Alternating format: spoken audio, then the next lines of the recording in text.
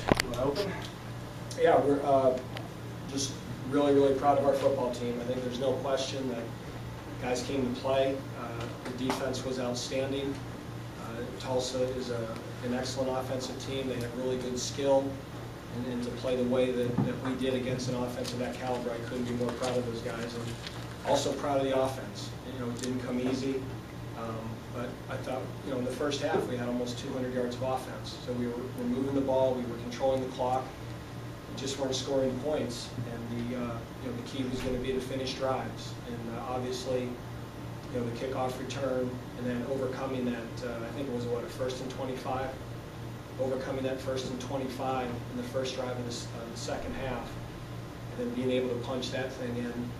And you know, a year ago we were an awful red zone offense, and again, it's only one game, but we worked hard at it, and I thought, you know, we scored in our red zone opportunities. So, you know, good win. It's only one, and you know, we'll enjoy this for 24 hours, and then we got a huge game a week from Saturday up at Kent. So, again, really proud of our guys. Great effort.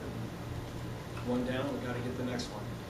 I know you thought you could win, but did you think you could win this convincingly against a really good team? Yeah, I don't want to sell our guys short. I mean, I really hope that we would be the more physical team. And, you know, but you always get nervous about turnovers and those type of things. And,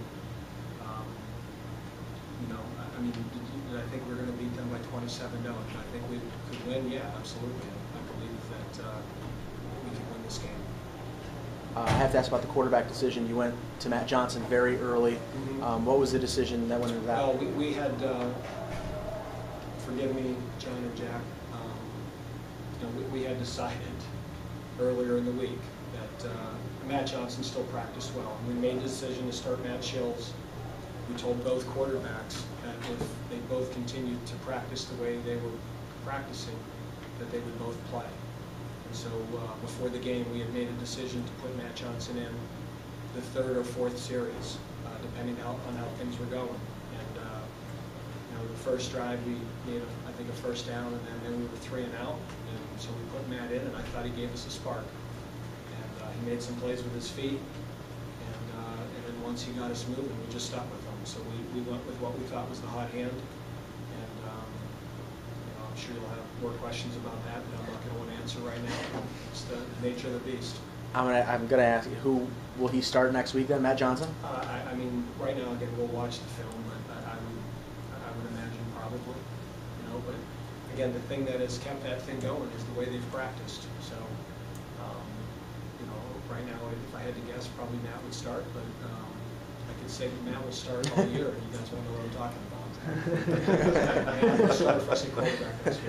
From the sidelines, did you see a spark within the team with some of the plays he was making? I mean, it was just that first little zone read arc that we hit Ronnie Moore on. I mean, it just, you know, we are an offense that really lacked big plays.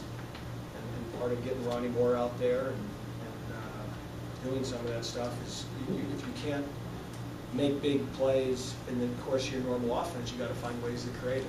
And that was a play that, you know, we had not run a year ago, that we put in kind of with Matt Johnson in mind and with Ronnie Moore in mind. And I thought that gave us a spark. And you know, I even after the pick, I didn't want to pull him after the pick. I didn't want him to think if he makes one mistake, we're going to pull him. You know, we had talked at some point about putting Matt Shills back in, and you know, it might have been the drive after the pick, except he threw a pick. And again, I didn't want to get the yank, thinking if he makes one bad play, he's out of there. So he played through it well and made some good decisions. And again, I thought the plays he made with his feet before the end of the first half were some really big plays. And you know, he's a competitor, but we're going to need both. And you know, we got to keep Matt Shills going, because at some point, I'm sure we'll need him this year. And he's a good player too. What's going to be the process to pick a quarterback next week? I mean, is it? You know what, John? We've done the same thing since spring football. We've split those guys. Last week in practice, we split the reps. And you know, these things are never pleasant, but it is what it is. So, you know, we have 2 quarterbacks that all through spring and all through camp were pretty much playing at the same level, so, we'll just continue to evaluate them, and I have no doubt Matt Shills will have a great week of practice, and, again, at some point, I'm sure I'll get back in there. Yeah, So especially- you're gonna ask me this every time I'm off the practice field now. I'm gonna give you the same, kind of nondescript answer. No. Special teams tonight, pretty important. Stopped them on the fake punt. Mhm. Recovered a punt that they fumbled, and they take one punt back for a touchdown. And then we're not going to jinx anything on Kate. We just skip right over him. But just talking about special teams. Well, again, last year, as much as we improved on defense, our special teams were very average. There were certainly games like Ohio and even the bowl game that they stepped up big. But overall, we had a disappointing year on special teams. And you wonder why that's the case when you have all your defensive players and your number 6 defense in the country, yet you're not productive on special teams. So, we've really challenged those guys this year. And we had overall the best special teams units in the conference 2 years ago when we were 5-7. We were below average last year. So, we challenge those guys every week to make a difference in the game. And we call them the special teams game changers. And those are the explosive plays, whether it's a kickoff return over the 50 or a punt return of 20 yards or more, or special teams turnovers. And there's a lot of hidden yards. And with our defense, if we can give people a long field, we feel good about it. And, until we become a more explosive offense consistently, the short field certainly helps us. So, how many of our touchdown drives were under 20 yards? We had the fumble recovery that we scored from the 8. We stopped the fake punt. If we can make plays like that, it takes a lot of pressure off the offense. You talked about the red zone. How much does William Houston help? Well, he's a load, isn't he? Yeah, I'm glad we have him. So, yeah, and again, people all the time, hey, why don't you have a, we tried to recruit a big back for 3 years, and then, we had Le'Veon Bell committed. I think he would have been happy if he was here. And then at the last minute, and those backs are hard to find, so, yeah, it helps. It helps to have a guy like that in those situations that can push the pile, and, he runs with low pad level. He's going to think Summer's overrated because he wasn't here. But he did a nice job. He really did. He played with low pad level and took care of the football. And it's nice to have a back, especially when Jordan Hopkins got hurt. Because the competition really was between William and Jordan on who would be the short yardage guy. And then when Hop went down, it became easy. I have to ask one Going more. back to special teams, on the fake punt, did you guys have an inkling that there was going to be a fake punt We there? were concerned about it. We called, we are predominantly a punt block team. Given the down and distance and the situation of the game, we called a safe that we at least, there's no guarantee you're going to stop the fake, but at least we had guys looking in the backfield. It was not an all-out block, and we weren't coming off the edge. The edge guys had their eyes in the backfield with the up backs. And they motioned, that it was unbalanced, and they motioned, and guys, they reacted. We certainly didn't show them that. We had not seen that on film, and we didn't show it to them, so it was, a good reaction by the guys out there. And, I'd like to think part of that comes from experience. Maybe part of it's dumb luck, but we made a big stop there. I know our special teams coordinator will tell me it was coach. But When you came into the game, there was a lot of talk about their rush game. Was there something in particular you guys did? Scheme, what was the key to the defense? Again, I think we're extremely well coached, but I also think we're physical. And really the only way to defend a run game is to win the battle up front. So I think our kids up front were really stout, and I thought we tackled very well. And the other thing that really helped is our offense controlled the clock. Tulsa's a team that they get in a rhythm and they start wearing you down, And even though we weren't scoring points, again, I think we had the ball 18 or 19 minutes at the half. And the time of possession, I'm not sure what it is, but 38-21. and we had the ball, 38 and a half minutes.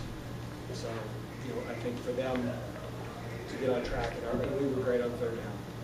Also, you talked a little bit about adjusting. When they picked up the tempo, it looked like it took a little bit to figure it out, but it sure didn't take long. No, our offense runs that tempo, and there's times in practice that we just practice that tempo. So if we ever get that change up in a game, the kids are used to the signals coming in fast and lining up, and that's just part of football now. Most spread offenses have that as an aspect of their offense. So TV's getting way more sound bites than they need right now. This isn't going to be broadcasting. Not this up. This might not be. No. We're the newspaper guys now. Can you make a quick evaluation of the two offensive tackles, both in their first game? I mean, again, you watch the film like every coach will say, but it certainly seems like they held up well. Those kids really, they worked hard. They really did. Those kids, they worked hard this summer. They worked hard in camp. And they had a good week of practice, and they were well prepared. Now the challenge is, for an opener, you get 4 weeks to prepare. And now you got to prepare in 1 week, and that's when I think the challenge for a younger player. Is they had 15 days to get used to their blitz looks and their pressure looks and their, all their line movements, and now you got to get it ready in a week, and that's I think that's the bigger challenge with young players.